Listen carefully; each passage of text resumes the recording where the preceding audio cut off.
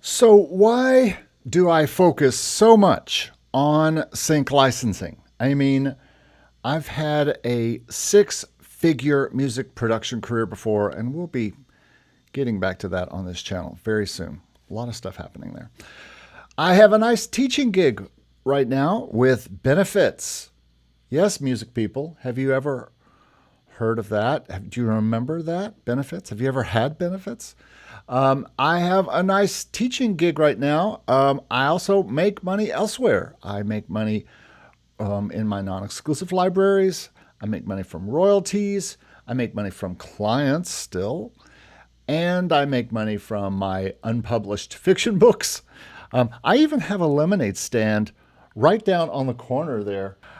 But there has to be a reason why I have decided to focus so much on sync licensing.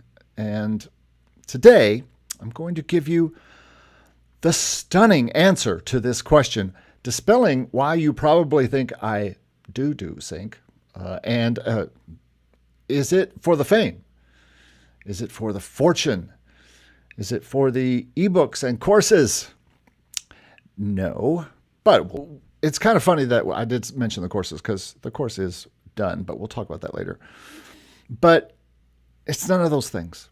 It's none of those things as far as you know. But today, my friends, I will reveal a stunning confession of why I do sync licensing. Are you ready?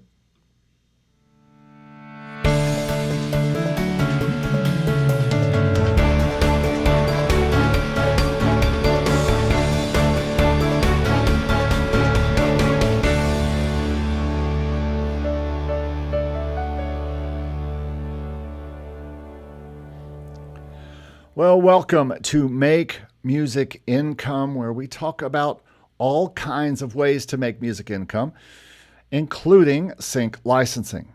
I talk about it. It's just a thing. It's what I do, and I think it's important. I think a lot of people follow this channel because I talk about sync licensing all the time. It's probably a good thing because there's going to be a lot of sync licensing talk over the next week. I also talk about non-exclusive and micro-sync. Some people call it stock music licensing for YouTube. I still make money there. Music streaming. I make money from my streaming music on Spotify and Apple and things like that. My music publishing and royalties. I make money still as a music producer, as a music consultant for clients. I make money with sheet music. Yes, I had another sale yesterday. I've got to get more up there. It sounds like a broken record. You've got to get more up there, Eric. I've made money as a music artist. I've made money leading church bands. I've made money teaching music. I still make money teaching music, both here online and at a school that I teach at, a recording school. So why so many things? Why do I have to have so many things? Well, my name is Eric Copeland, and over the course of my career, I've been all of these things. I've been a composer and producer and artist and songwriter. And I've just found, especially over the last 24 years, that I made my living 100% from music. I had to do a lot of things. I have to wear a lot of hats, as you probably know.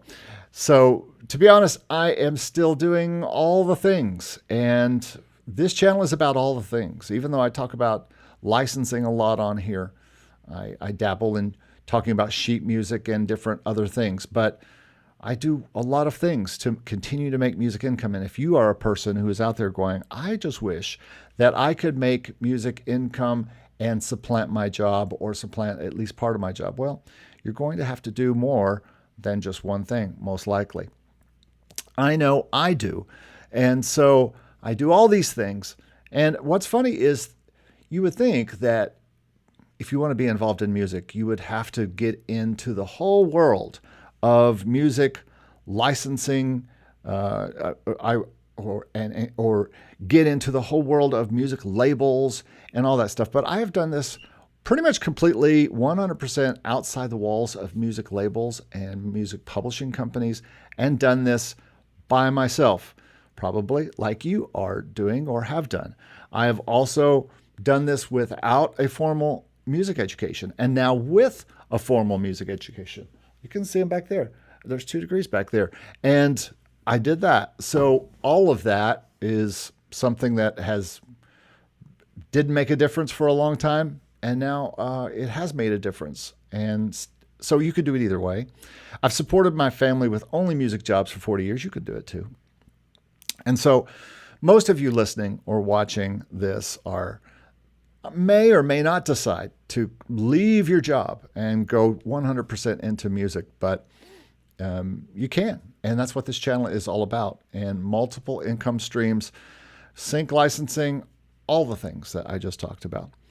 So my goal and my hope for all these videos, any kind of course I might do or ebook or whatever free materials that I might do, all of these videos is to help you make the music you love and make music income. And so today is a live video. We'll be just talking about some things. I've got some really interesting news items today.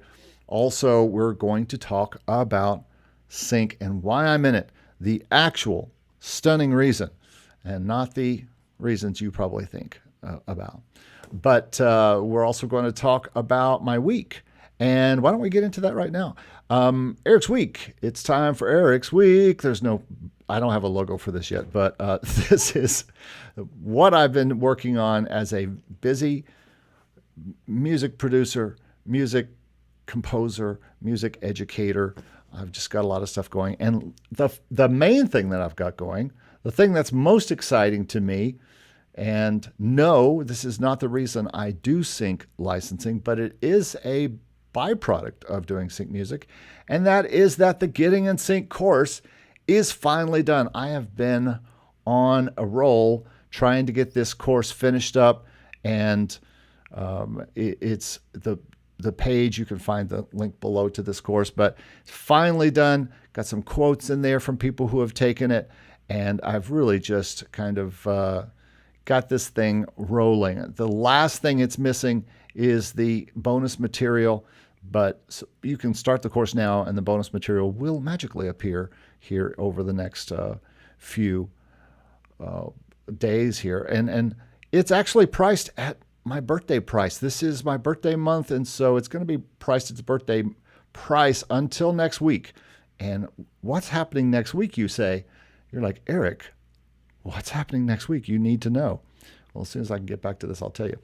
Next week, I will be doing what I normally do when I introduce a new course, and that is a 5-day live challenge. It's not really a challenge. It's a challenge for you to watch it, but it's 5 days where every day I'm going to do 5 or 4 outrageous claims about sync licensing.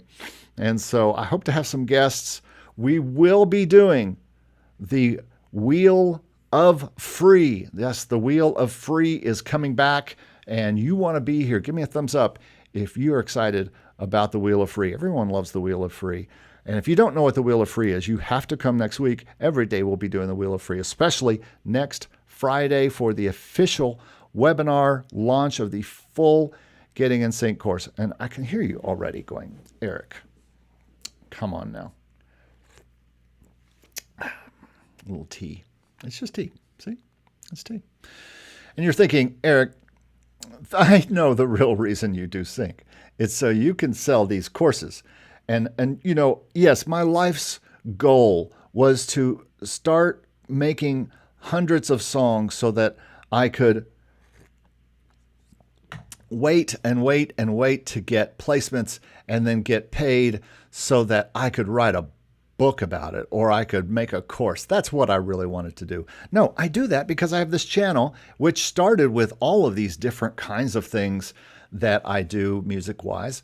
And people just seem to be interested in licensing most. Admit it. You're watching this right now because you are interested in licensing. And so we're going to have a big week next week talking about, let's see if I've got it here, talking about this new course that is coming in, the Getting in Sync course. Got to get out of the way. The Getting in Sync course. And we're going to be talking about it all week, about outrageous sync claims every day at noon live, just like this. Noon or noon 15, depending on how Eric's morning is going. But we're going to be giving away stuff free every day. So plan to be here at noon every day next week, especially next Friday. You will hear more about the course. We'll have some guests. We'll also have the Wheel of Free. We'll be there every day at noon live for just a little while as we talk about 5 outrageous sync claims. And then next Friday will be the final webinar for the course. So that's all I'm going to say about that. As far as you know, I'll probably talk more about it. I delivered another album. I'm delivering another album this week to BMG, one of my BMG library. I've got songs out to guitar, waiting to hear back on several songs. We're working on a ambient gospel record right now, and I'm getting some guitar stuff back on that, and doing client work, doing client production work, helping them get vocals done. We're working on a lot of things. Always stuff going on here. Pitching to some new libraries. I've pitched to several new libraries this week. And then the biggest news probably in sync for me this week, besides getting the course done, the actual work in sync, as far as actually stuff happening for me in sync, I turned on TuneSat. I looked up at TuneSat. If you don't know what TuneSat is, TuneSat, hey, go away. We don't need you right now. TuneSat is a site that you can go and it listens to television stations around the world, and it finds where your music's being played. Now, this is not a perfect technology because I've had plenty of stuff on Netflix and on CBS. Well, actually, I did find this stuff on CBS, but I looked yesterday and there were 40 placements of a song across Europe and 4 more today. So I've had a bit of a week there. Not sure how those pay, if those pay, how well they pay, but every play was 30 seconds. And so that's 20 to 30 minutes of music being played from TuneSat. So that is a pretty cool find this week. You always want to turn on your TuneSat and see a bunch of placements. So that is very cool. I'm waiting for the next BMI check, which should appear here in about 10 days. And very excited about this one because it should reflect the NFL on CBS placements I got earlier this year, and hopefully Christmas, which was not really on the last statement. So going to be interested in that. So why wouldn't you be? Because that's what it's not why we do this, but it's very exciting to see when you get placements and what is going on. Laura Principato is in the house. Hello, how are you doing? Love Matters. I tried sync licensing, but it did not work out. These libraries want you to have a social media following. They want you to have a publishing deal. Like, I'm confused. Love Matters, I have not found that to be the case. They do not care about my social media following, and they do not care. And they do sign a publishing deal with me. Love Matters is not with you, Eric, before you on my own. Yeah, we'll talk about that. And the course talks about that. We're going to talk about that all next week. Make sure you join me, Love Matters, and let's talk about that all next week as we talk about a lot of misconceptions about sync, a lot of, what did I call it? Outrageous claims about sync. Thank you, Laura, for that thumbs up. Lovely fishing rod. When will you be reaching your goal of being a millionaire from sync licensing? It should be any day. I'm thinking, what day is this? Friday? I'm thinking Tuesday. That's how I'm kind of figuring it in my head. Love Matters, is this live or pre-recorded? Because he's not responding to the chat. He's really not. Now I am. But I just don't respond to the chat at the beginning as I pontificate about what I'm going to talk about that day. That's just my way. Bobby Forefront, hello. Glad to see you. Laura, it will be noon Eastern time, just like right now. It'll be around this time every day next week. We'll be going live, and then the final webinar, where lots of free stuff will be given away, will be next Friday. That's how we do things here on the channel when we give away stuff. Miss Reynolds says, how do you collect on those overseas Hubby has a lot of things overseas, like on TikTok, but we don't know if he's being paid for those. I'm not sure really how TikTok can be collected in a lot of ways, as far as what I understand. I know that I'm not sure. I don't think Identifyy collects from TikTok, and I don't know if anybody has any thoughts on and knowledge on how they collect from TikTok. I know that SongTrader collects from TikTok. I know that I see some TikTok stuff on my MLC reports. I see some stuff from TikTok as well on BMI, but I'm not really sure how that all gets paid, because I don't live in the let's make money off TikTok and Instagram Reels world. I just use that barely for any kind of social media. Gary Johnson and Denise Lear say, hi there. Hi there.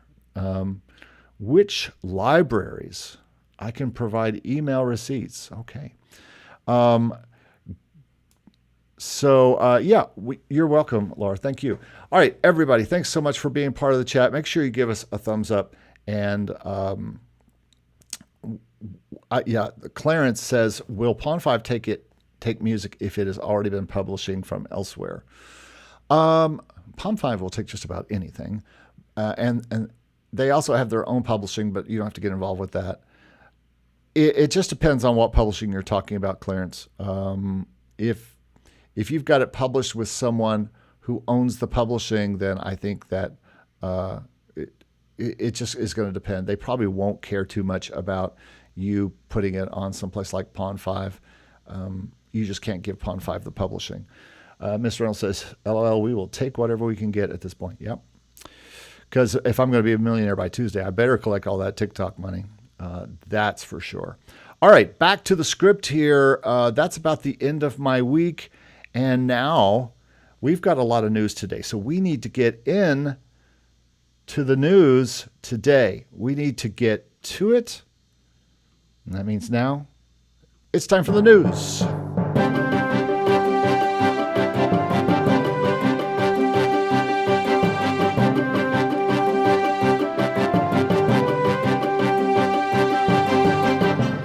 News theme. Okay, so first thing we're going to do is not talk about getting in sync, although you should.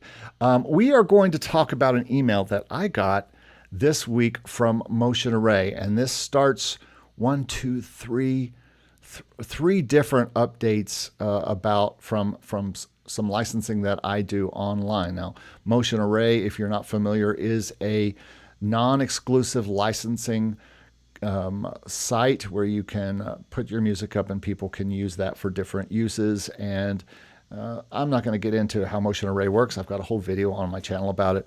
But here's what's funny.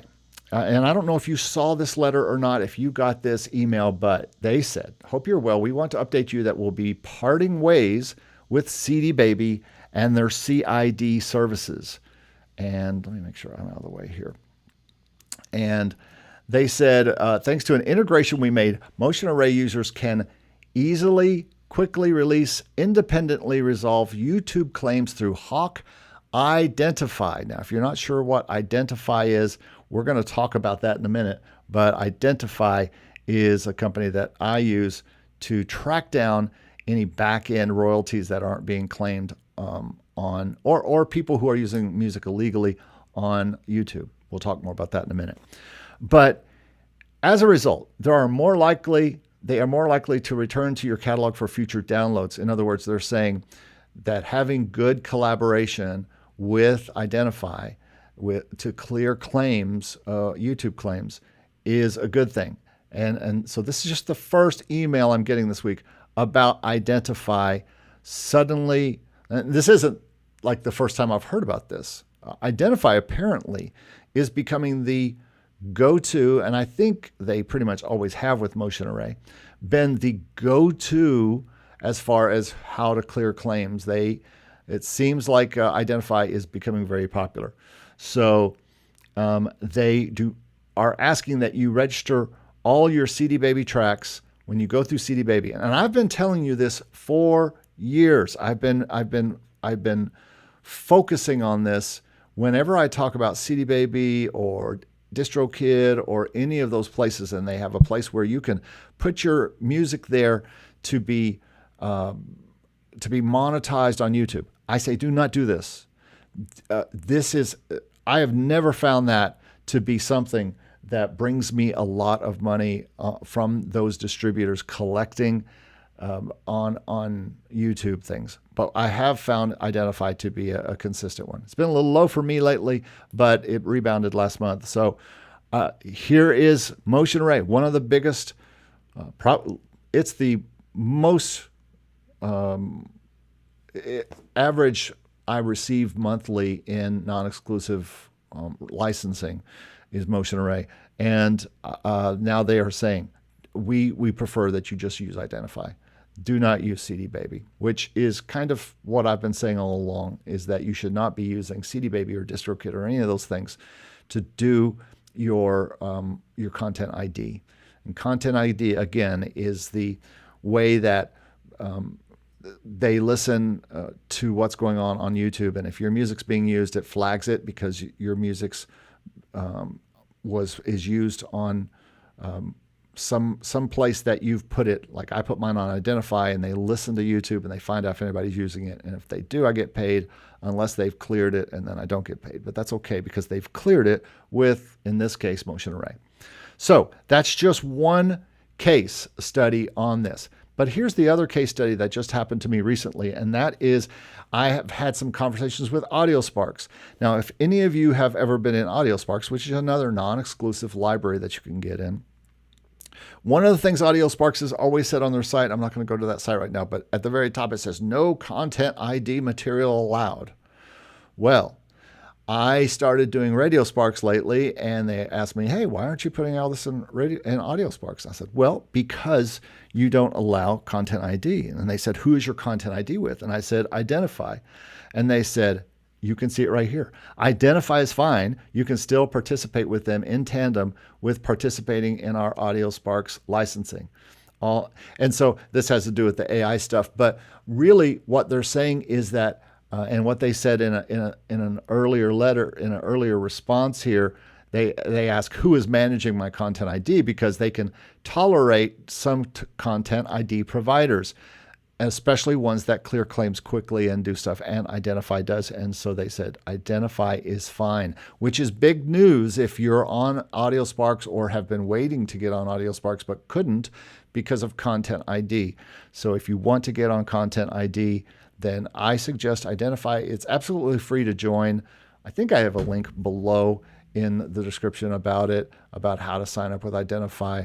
And the only deal is they take 30% of whatever they collect for you. So you get 70% of something versus 100% of nothing if you don't sign up. But I have found it to be and everybody I talk to has found Identifyy to be much better as far as a place to put your Content ID stuff up and collect Content ID than CD Baby ever was, or DistroKid, or any of these places. So just more ammunition for why you need to be using a company like Identifyy, where you can monetize your music on YouTube, Facebook, and Instagram. It's Identifyy with 2 Ys.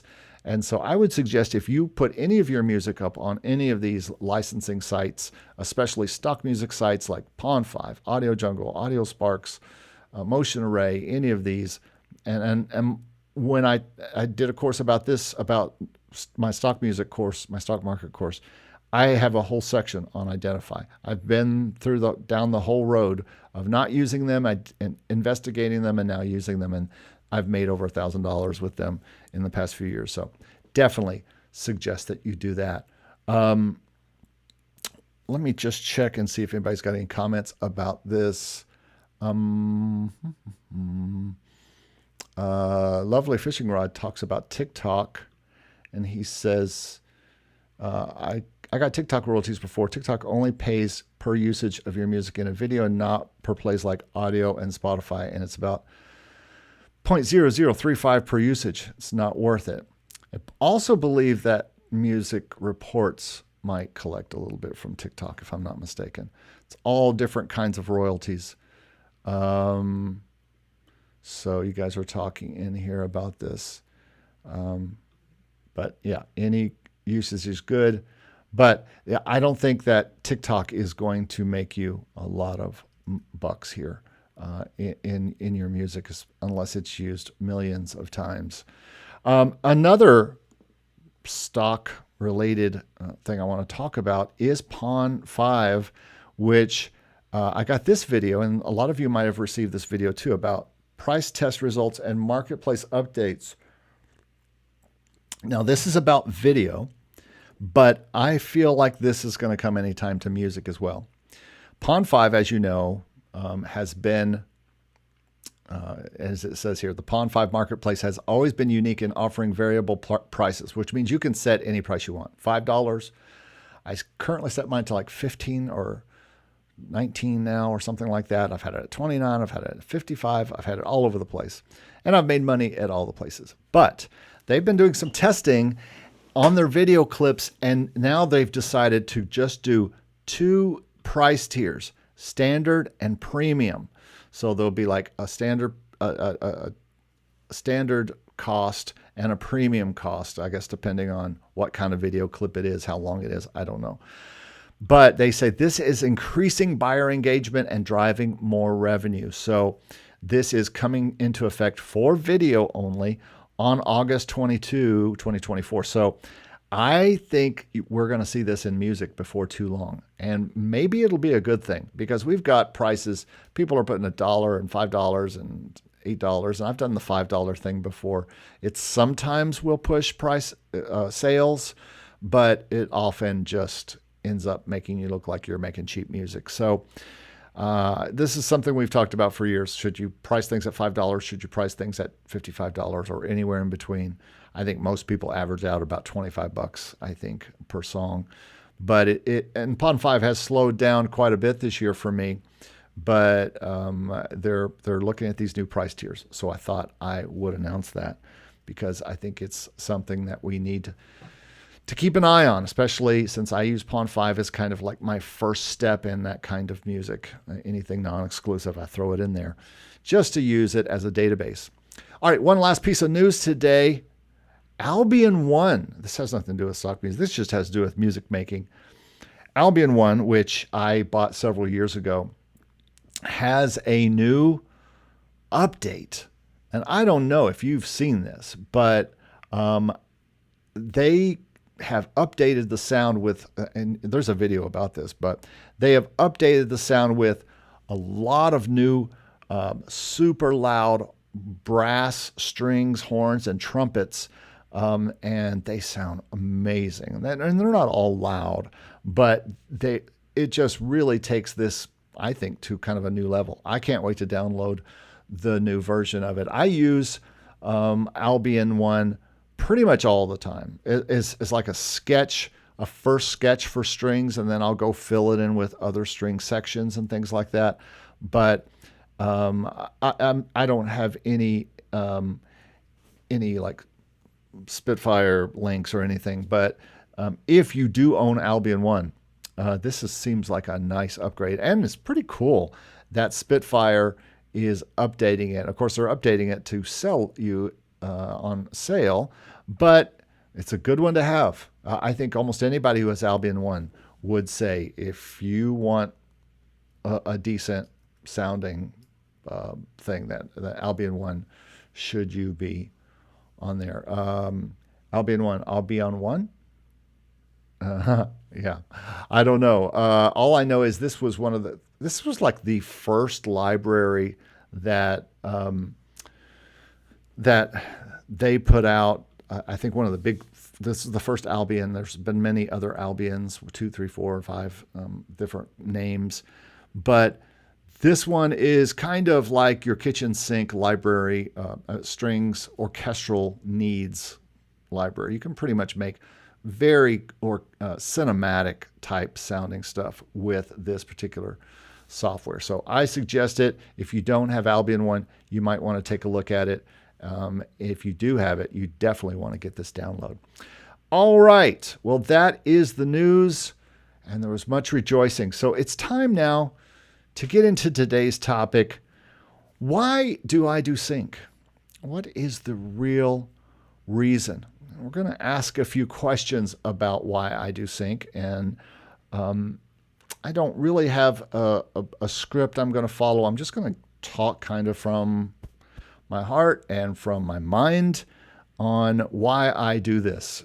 When I found out about sync licensing, it was I had heard about sync before. I had done it really early in my career. I had done a lot of licensing work for television shows that were local, or I had done a lot of advertising work, jingles, all this kind of stuff. That all kind of falls in the same domain. And I would get paid up front for a lot of this work, and it was really good work for my studio when I first started. But then something happened at the beginning of my career that didn't happen at most of yours. And it's very similar to the pandemic, which affected a lot the way a lot of people got into music or got out of music. And that was 9/11. 9/11 hit a year, actually 4 days after I bought the studio that I started in. And it changed my business from, for the year before I had bought the business, when I was just working at it, we were doing advertising and stuff all the time, music for TV, commercials and things like that all the time. And it was big money. And I was like, wow, this is great. I should do this all the time. And I'd been doing it for a long while, and then 9/11 happened and everything changed as far as commercials and things for a while. But what really changed was the way people thought about their music, and they jumped. I truly believe that 9/11 was the beginning, strangely enough, of the independent artist renaissance. And I think the indie artist being able, alongside the internet becoming a thing at that time, really the internet becoming something that people began to communicate on and live on, and the eventually in the mid-2000s, MySpace and things like that were starting up, Facebook, that, and then independent artists coming out of the woodwork, and at the same time the music industry going down a bit because CDs quit selling as much, and it changed into MP3s. Everything changed right around that time, 2003 or so. And so I jumped out of doing sync-related type things and more into doing artist work, and became a music producer, and eventually moved that to Nashville. And so that was really why, that's kind of the short story of how I became a music producer. And kind of, there wasn't a word called sync back then when I was doing it. It was just either advertising music, or, as you heard in my last interview with Michelle Weiss-Maslin, which, by the way, there's a second part of that coming very soon, as soon as I edit it together. But she calls it music placements. They didn't really call it sync. Sync is only a word that's happened over the past 5, 6, 7, 8 years as it's become a hot topic online. But I became a music producer, and then that took me to Nashville, and then the business, it's like somebody poured gas on it, and it just blew up, and everybody was coming in, and so producing became my full job. It wasn't until I moved here to Orlando and began working on my master's, and was going back and forth, and still working in Nashville a little bit, but starting to work more here, that I heard a podcast about sync licensing. And I heard a lady talking about, do you know you can take your songs and have them used in TV? And she started talking about the money. She started talking about all that, and that it could do. And I started thinking about, she started talking about that you don't have to you can make the songs you want and put them out, and they can be used in TV shows and film and advertising and stuff like that. And I said, that's where I'm going, because I was starting my master's in composition, and I was composing more. I was thinking of myself more as a composer and songwriter again. I wanted to create music for something other than just artists to put on their CD covers and put on Spotify and all that kind of stuff. And so that's why I got in it. And so, of course, it was for the money, right? The big bucks of sync. And so I've only got 4 days before Tuesday, and I need to be a millionaire on sync, but I'm probably not going to be honest with you. Let me just make sure I'm catching up on here. Hey, Eric, these are a few that asked me. I have many more, over 200 contacts, but I've been following you, so I will try your process and see if it works. Well, my process works. I have pretty good data on how the process works. And this isn't necessarily my process. It's just the natural process. And that's what my course talks about and what I talk about on this channel about how to do sync. I personally do libraries more than like direct pitch and stuff like that, but it's not that I don't believe in direct pitch. I do. Bobby Forefront says pay-to-play sharing or P2P sharing, person-to-person sharing was taking off, and he means Napster and things like that. Actually, Napster was happening late 90s, but it was so overwhelmed by the sales of CDs that were still going on until the year 2000, when CDs started their decline.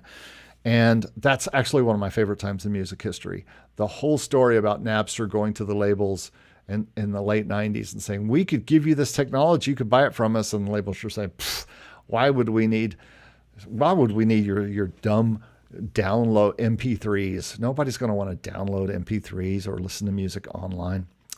Good job, record labels.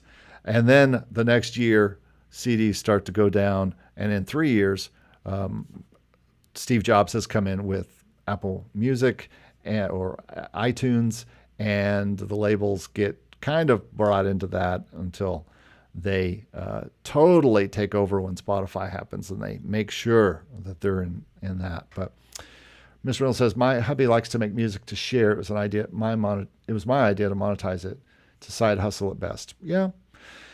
And that's okay.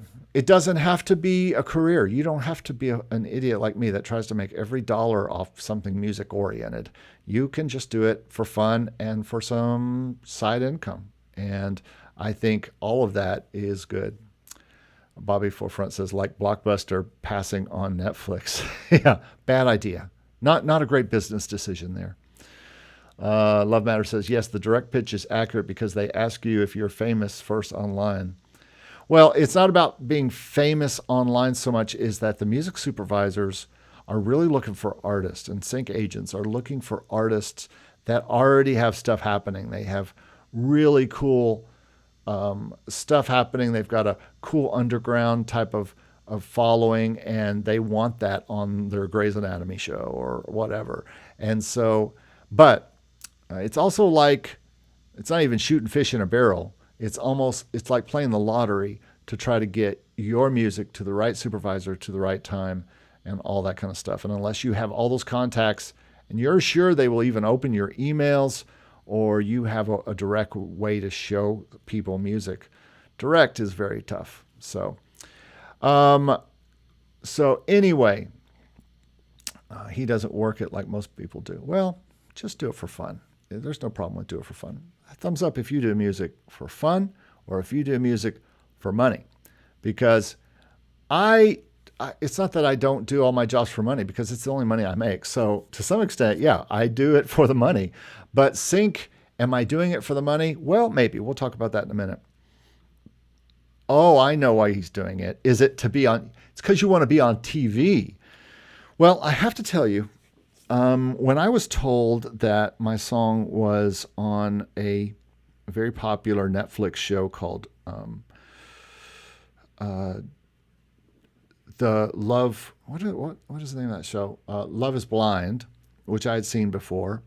I thought that was cool, and so immediately I went into the family room. I said, let's see. Someone said my music, a song is on the front of this show. And yes, you do not always get told or know when your song has been put on a show. It's just, with a library like BMG, which is where this song was with, that kind of information is not just like, there's so much happening every day with that, and so many shows that they couldn't possibly just be telling everybody where the show is. But I went and looked, and at the very start, I've done a video about it. It was a great big placement, which was very cool. And sitting there watching it on TV and watching this happen, was a dream, obviously, and it is very cool. But I'm still not sure that's the reason why I do sync. I have other reasons why I do it. So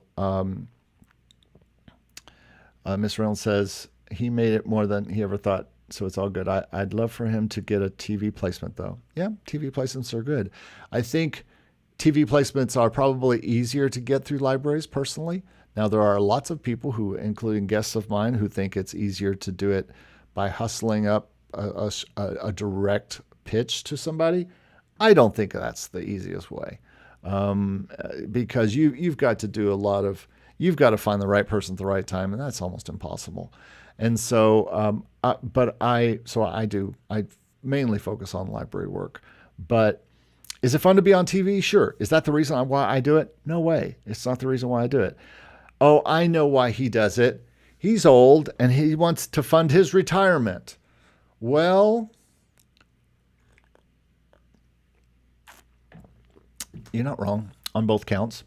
I I do want to fund my retirement. Who doesn't want to fund their retirement? What person is not wanting to fund their life for the rest of their life? As personally, I think this is one of the best ways to do that. I think this is one of the best ways to fund your retirement, to save money, to have extra money. Can it be a full-time job? I think it can, but with the library route, you've got to have thousands of songs in libraries, I think, for it to be a full-time income. Even though we saw just a few, like last month when we talked to Marcus Manderson, Dafingas, that he had a big check come in, a 4-figure check come in from BMI last time for some big placements. Now, a 4-figure check sounds great, but even if it was $10,000 or $9,000, you only get that every quarter. That's only $36,000, and I'm not sure any American these days can live on $36,000. So it is not the bank, and he, just like me, only has somewhere in the 200 or 300 song range out there. We've got to get that up if we want more opportunities. Again, it's still more like the lottery that people are going to find your song and play it 44 times in German television, like they did mine this week. I can't make that happen. I just have to wait for it to happen. But is this all to fund my retirement?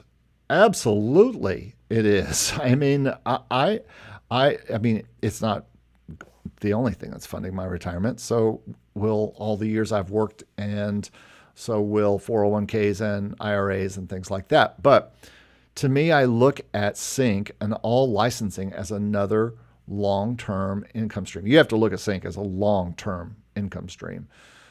You need to look at it like Miss Reynolds. I'm telling you, stock market, set it and forget it. Absolutely.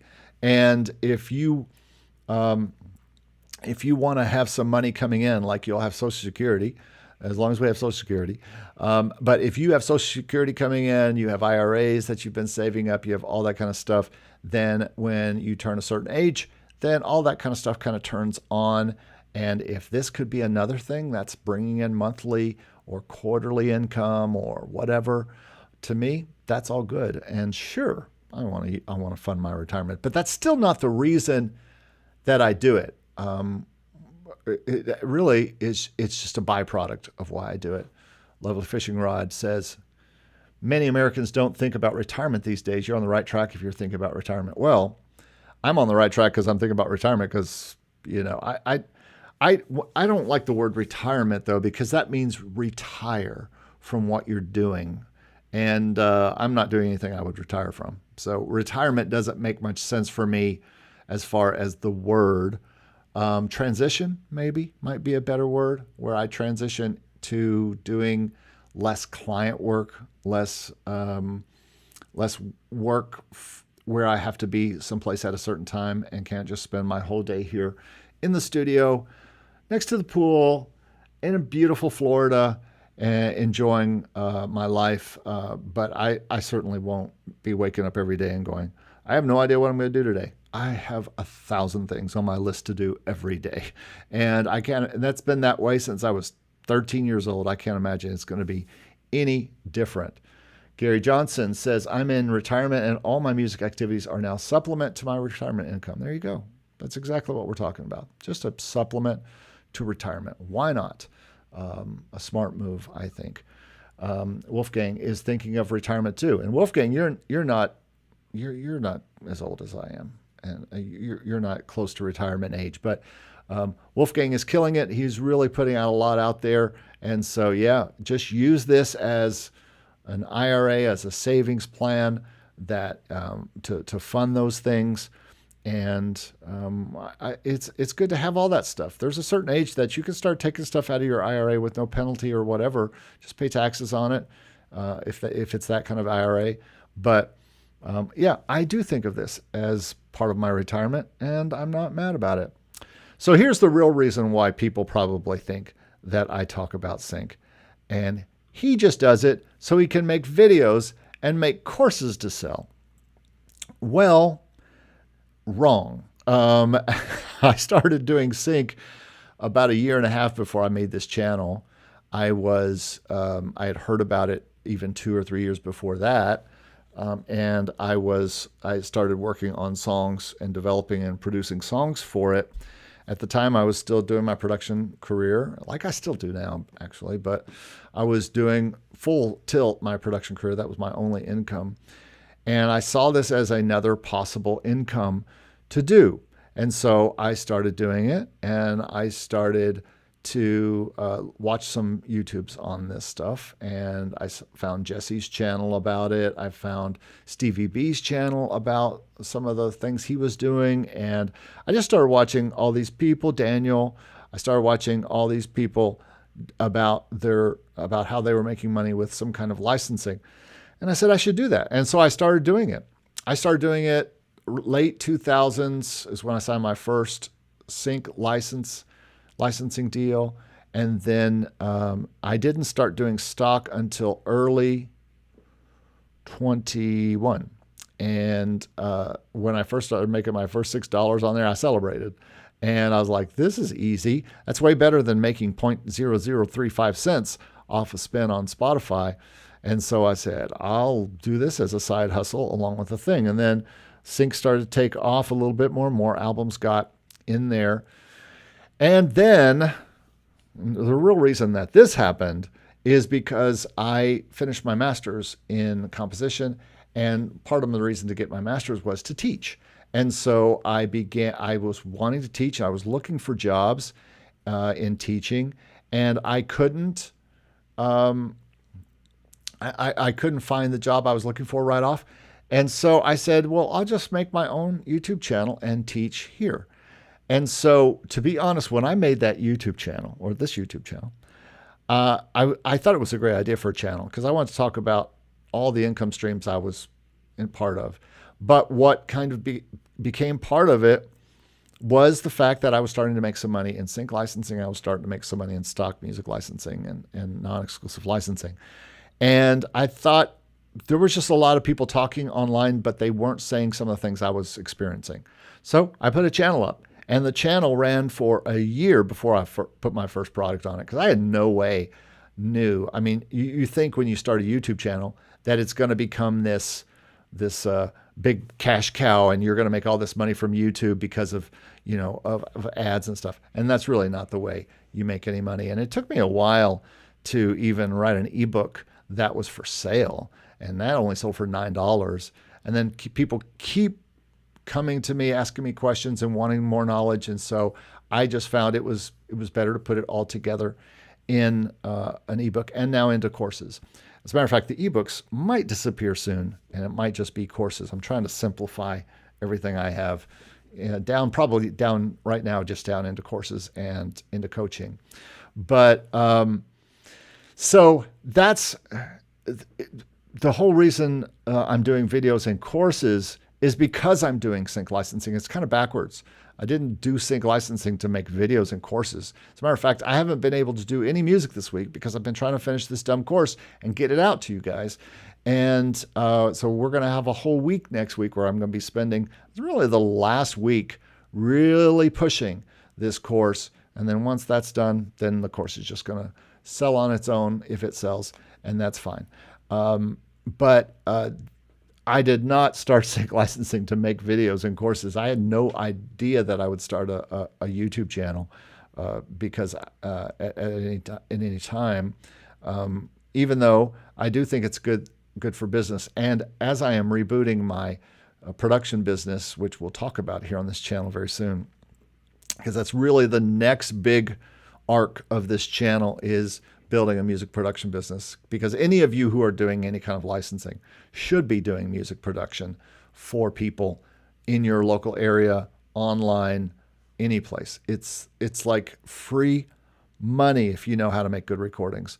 And so I'm still doing it for people, but I'm getting ready to kind of take it to the next level a little bit. Gary Johnson says, of course, and it's a heck of a lot of fun. Yep. Cayman Biz says, I found Clint and your channel. Yeah, Clint is the man. And let me just say this, he's dope. And Miss Reynolds said, we found Daniel's channel, Jesse's channel, and your channel. Yeah, most people found my channel because of Mr. Daniel. He shouted out my video. I've got a whole video where I talk about how I made this video, and I woke up the next day and he had copied the name of the video and put his own picture up. And I was so mad that it was my first big video. I think it was, which one was it? Oh, it was 0600 in stock music licensing or something like that. And he had copied it because that was his thing. And I was so mad. And all Daniel did in the entire video was talk about me and my channel and guide everybody to my channel. So I'll always be in debt to Daniel. We've had discussions about it on this channel. So anyway, and Jesse's been on this channel many times and me on his, and we just talked this week. So Jesse is fantastic. Clint is fantastic. I listen to Clint's material all the time. Dave Croft is fantastic. I listen to Dave's stuff, and Dave and I work here together in town at different schools, and so we meet for lunch all the time and talk about all this kind of stuff. So Lovely Fishing Rod says, I found your channel because YouTube recommended me to your channel. Good. Thank you, YouTube. That's YouTube doing its job. I'm glad you're here, Lovely Fishing Rod. Rob Green says, hello, Eric, you rock, dude. Rob Green, you rock, dude. Thank you so much for all the positivity that you bring to this channel. I really appreciate it. So if I didn't make money, if I didn't start sync licensing for the money, which, I mean, who doesn't want money? I'll take the money. If I didn't start it only to be on TV, and really that's, I think you get over that real fast. If once you see something of yours on TV, you're like, oh, that's so cool. And then the next time you're like, oh yeah. And the next time you're like, okay. And then it's just about, okay, whatever they need. Did I start it sync licensing to fund my retirement? Everybody, I do everything to fund my retirement. I do all of my work to hopefully try and pay off debt and be more comfortable in later years. Everybody should. Duh. Did I start it to make videos and courses? Well, I just told you, I didn't even have a channel when I started doing sync licensing, and it just is something that people want to hear about. There's 22 people in here right now wanting to know more about sync licensing. And by the way, since all 22 of you are here, number one, give this video a thumbs up because it could really use it. And it will help other people see it. But secondly, be here next week, all next week. I'm going to be going over outrageous claims every day at noon. It's kind of like the big kickoff towards the webinar that we're having on Friday to the final announcement and sale and all the free stuff and all the extras for the Getting in Sync course. So we will be talking about that. So funny that you should say this, because there's this, but there's only this. Wait a minute, this didn't come in. There's only this thing. There's only this thing because I got into it. I couldn't do this course if I wasn't in it. That's why it's called Getting in Sync. And it not only talks about how I got into sync, it talks about how others got into sync. I have stuff from Jesse there. I have a whole video that he specially did about how he got into sync licensing. And And then Clint is in there. Dave is in there. Everybody is in there from interviews that I've done with them. So you can see all of that there. And there's information then to go to all their sites that you need to be part of, because you need to be part of everything that they're doing. But yes, I did not do it necessarily to make videos. The real reason that I do sync is because, and there was like 4 covers that I made for this video that I didn't use that I may end up swapping out. But the real reason I do sync is because I do this. The real reason I do sync is because I play with stuff like this. I am a music maker. I am a composer since I was the age of 13. And I am a songwriter who continually pumps out tons of stuff. The problem is not that I need money, I need to fund my retirement, all that kind of stuff. The real reason that I do sync is these. I have to make music. I have to make music and I have to record it, and it's not going to happen.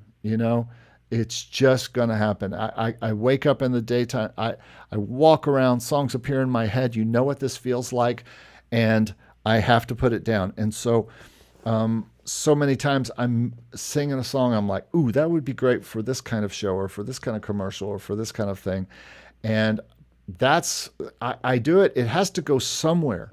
I put it on Spotify as much as I can. It used to be that I made it for clients because clients were, in some ways I still am, but I made it specifically for a client who says I need a song, and I would help them make their songs. And so that was a lot where my music went. Clients would come into town, and they still come into town. And I'm actually going to be looking for clients to come into town and write for and with more in the coming months here. But slowly my production career, though, turned into just producing everybody else's songs. They didn't need my help. They didn't want my input. They just wanted me as a producer and a marketer. And that became less interesting to me, especially as I got back into composing with my degree and into sync. And so sync has really, they feed each other. I want to write songs. Sync is a place they can go. And, or I should say licensing is a place they can go. I think the word sync, sync is, to me, a pretty synonymous name with licensing, because you're syncing music to picture. Doesn't matter if it's a YouTube video or a TV show or a film or a video game or an advertisement. You're syncing music to picture, and you're getting paid a fee, a licensing fee, to use that music in there. So for me, the real reason I do it is because I can't not make music, and it's got to go somewhere, and I have found that this is the best place to go. Royalty Free Music Collective says, Eric, if you have a bunch of 30s tunes at Detections, it's likely a promo. Not all promos pay. I've had a bunch where I got 0, as you have to be lucky enough for them to air on survey dates. Well, yeah, I don't know. I don't know about this. I know survey dates are a big deal for ASCAP. I'm not sure BMI works in that same way. I could be wrong. Miss Reynolds says, my hubby's like you. He has to do music. Yeah, I get it. So that's the real reason why I do sync, not for money. It's nice to get money from music. This is a music income channel. So we want to talk about ways to make music income. And I think sync can be one of the ways. I think for most of you, for me, for a lot of people, sync may not be the only way they make music income. I don't know if there will ever be a time where I'm doing nothing but making music for sync. I have some other goals for making music for stage, classical stuff, making my own art music and jazz and different things to put out that don't involve sync. Jazz is not a big genre in sync as far as like the commercial jazz, maybe traditional jazz, 50s jazz, genre jazz maybe. But usually jazz is not like the first thing that libraries seem to need. But classical music can be the kinds of music I like to make pop-wise. I also make a lot of gospel music. That's not necessarily something that's used in television shows a lot. And if it is, it's kind of corny and almost jokey kind of music. I don't do that kind of gospel music. So I don't necessarily only do music for sync either. I do music because I do what appears to me. I create a lot of classical and art music. That's just what I like. It's probably not going to go behind any TV show or film or TV or game or anything like that. It's just what I do. So I do sync because it's another way that I can get music out. It's another way that I can make music income. It's another way that I can help pay off bills and save for, my retirement and all that kind of stuff, or my transition into no clients time, whenever that is. But that is the reason I do it. And I talk a lot about that in my course. And we're going to talk about the course all next week because it's kind of the launch of Getting in Sync, which tells you why I got in sync, how I got in sync, how others got in sync.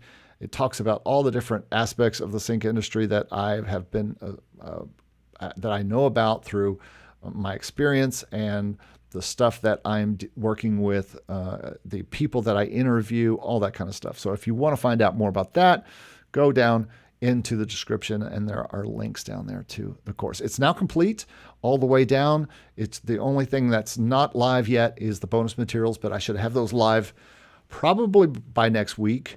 Next week is going to be the big launch, and we're going to have some fun next week talking about how to get into sync, the outrageous claims of sync, and kind of talking about what we're talking about today. So make sure you sub to the channel so you make sure that you are going to be getting notifications and stuff about all those things. Or just be on YouTube about noon every day next week, and you'll see us talking about stuff. I hope to have some people join me in those conversations. So you might get a lot out of that. And then be here next Friday because it's time for the Wheel of Free. Everybody loves the Wheel of Free. And so if you love the Wheel of Free, you're going to want to be here because you get free stuff. Who doesn't like free stuff? Who would put a thumbs down to free stuff? I don't understand. No one would put a thumbs down to free stuff. So anyway, give a thumbs up to free stuff if you like thumbs up. If you like thumbs ups, or if you like free stuff. Andreas, good to see you, my friend. I haven't heard from you in a while. How's it going? And Arco, it's like old home week. Everybody is coming in here. Good to see you all. Haven't seen you for a while. Yeah, you're so late that I'm about to turn the broadcast off. But thanks for being here, Arco. Hope things are going well. And Andreas is already ready. Free. And Miss Reynolds says, hit the like button. Yes, please do. I would appreciate it. Thanks so much for being here through the whole thing today, Miss Reynolds. And Andreas, he's already getting ready. Oh, and my cat has decided to make an appearance. Say hi, Kitty Kate. Hello. She's a very mean cat. All right. Yeah, that's what Jonathan just said. Thumbs up to your cat in the lower left corner. And there's Lori Jean. I'm going to see, Lori, I hope to see you very soon. We're getting ready to, we're finishing up our first Getting in Sync class, which kind of goes through this book. And Lori Jean is part of that. We'll talk about another class that's coming. Yeah, so free. All right, everybody. Well, that's about it for me today. Make sure if you're interested in the Getting in Sync course, you can start it for free. So many things. Everything I do has free stuff. So just go and down and take a look at the free stuff and take a look at the curriculum now that it's done and see if it interests you. Otherwise, thanks for watching, and you can always reach me at makemusicincome@gmail.com with any questions. Would love to help, and if you would like to do some one-on-one counseling, we can do that as well. Just did that today with someone, and we had a great discussion. So thanks for being here. Signature music in the house. Cheers to you as well, my friend. Thanks, everybody, for being here. Peace out. And thank you so much for your time today. I hope you have a great day, and we'll see you guys on Monday live at noon. Come join, and let's play the Wheel of Free, and let's talk about some outrageous sync stuff, and come see our guests. We'll have guests. All right. See everybody. Have a good weekend. Thanks so much for watching. Talk to you later.